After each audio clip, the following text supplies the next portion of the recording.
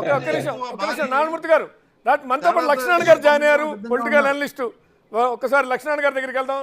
లక్ష్మణ్ గారు, తాజాగా మళ్ళీ ఒకసారి రాజధాని అంశం, నిన్నటిదాకా అమరావతి, అమరావతి తర్వాత 3 రాజధానులు, 3 రాజధానుల తర్వాత ఉమ్మడి రాజధాని, ఎలా చూడాలి?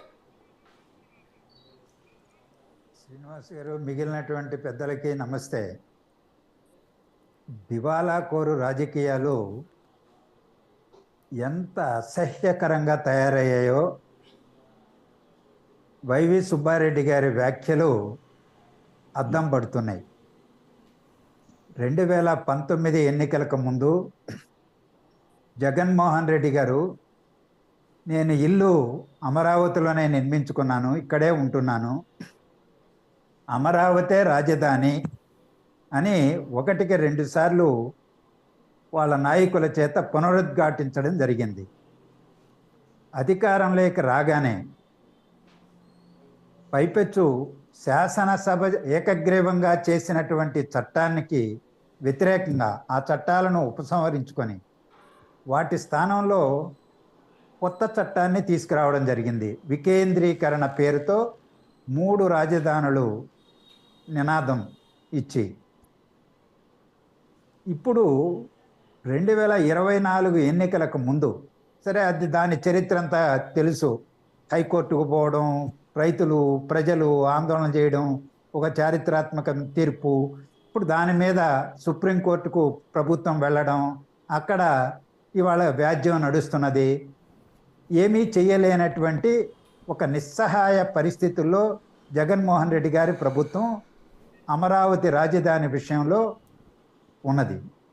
ఇవాళ ఎన్నికలు జరగబోతున్నటువంటి పూర్వరంగంలో 2024 ఎన్నికల నోటిఫికేషన్ ఇవాళ రేపా అన్నట్టుగా ఉన్నది. ఇప్పుడు వైవి సుబ్బారెడ్డి గారు ఒక సాధారణమైనటువంటి వ్యక్తి కాదు, కీలకమైనటువంటి నాయకుడు వైఎస్ఆర్సిపిలో. రేపో మాపో మళ్ళా రాజ్యసభకు కూడా పెద్దల సభకు వెళ్ళబోతున్నారు.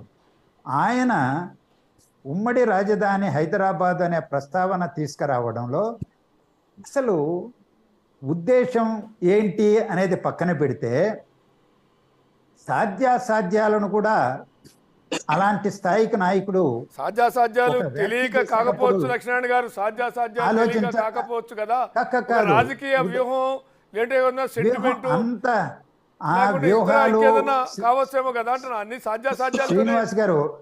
శ్రీనివాస్ గారు ఒక్క నిమిషం అవకాశం ఇవ్వండి. నిజంగానే ఆయన ఉమ్మడి రాజధానిగా ఉండాలి హైదరాబాదు అని కోరుకుంటుంటే, జగన్మోహన్ రెడ్డి గారు ముఖ్యమంత్రిగా ఇటీవల కాలంలో ప్రధానమంత్రి గారిని కలిశారు, ఒక మెమరాండం ఇచ్చారు. ఆ మెమరాండంలో ఏమైనా ప్రస్తావన చేశారా?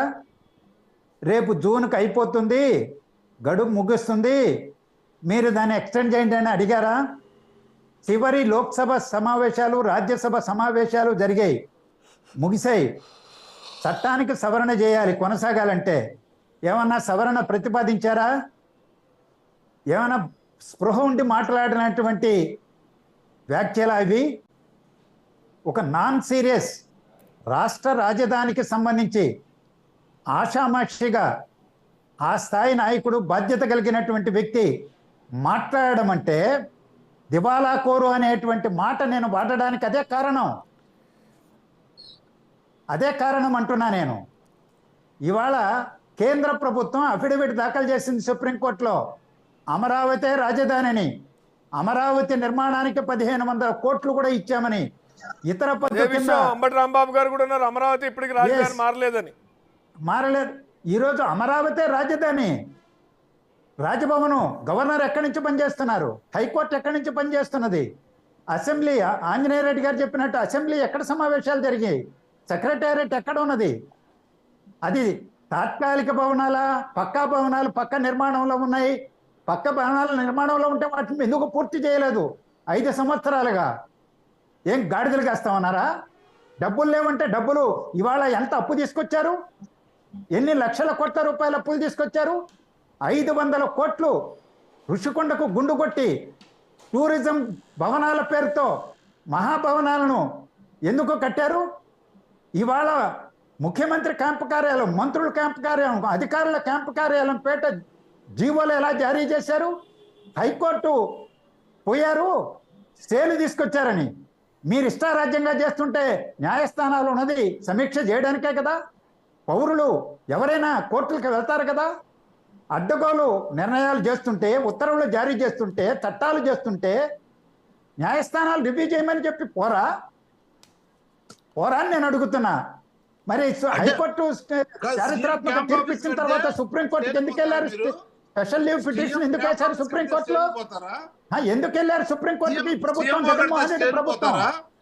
ఆంధ్రప్రదేశ్ లో సీఎంఓ కడితే స్టేలు పోతారు, సీఎం క్యాంప్ ఆఫీస్ కడితే స్టేలు పోతారు, పేదవాడికి ఇల్లు ఇస్తే స్టేకి పోతారు, ఆరోగ్యశ్రీ ఇస్తే స్టేకి పోతారు, పెన్షన్ ఇస్తే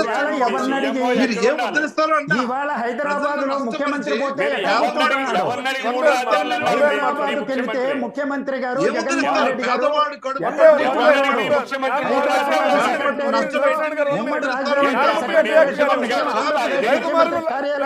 లక్ష్మణ్ గారు ఒక్క నిమిషం, నారాయణమూర్తి గారు దురదృష్టం కదా. నారాయణమూర్తి గారు మాట్లాడండి. ఆంధ్రప్రదేశ్ కి పట్టిన దరిద్రం కదా అంట ఇది. పేదవాడు కడుపు కొట్టడానికి, పేదవాడు ఇల్లు లేకుండా చేయడానికి, పేదవాడు ఆరోగ్యం లేకుండా చేయడానికి, పాలు చేయడానికి, పేదవాడు నష్టపరచడానికి మీరు చేసే చేష్టలు, మీరు చేసే తెచ్చే స్టేలు, మీరు చేసే నాటకాలు, ఇవన్నీ ఆంధ్రప్రదేశ్ కి పట్టిన దరిద్రం కదా అంటున్నా నేను. ఇది ఎంత దురదృష్టం అంటున్నా. ఏ రాష్ట్రంలో ఆంధ్రప్రదేశ్ లో భిన్న పరిస్థితులు. అభివృద్ధిని అడ్డుకుంటారు, సంక్షేమాన్ని అడ్డుకుంటారు. ఒక్క నిమిషం, ఆంజనేయ రెడ్డి గారు రియాక్ట్ అవుతున్నారు. ఒక్క నిమిషం, ఇంగ్లీష్ మీడియం అభివృద్ధి ఏముంది? 1 minute.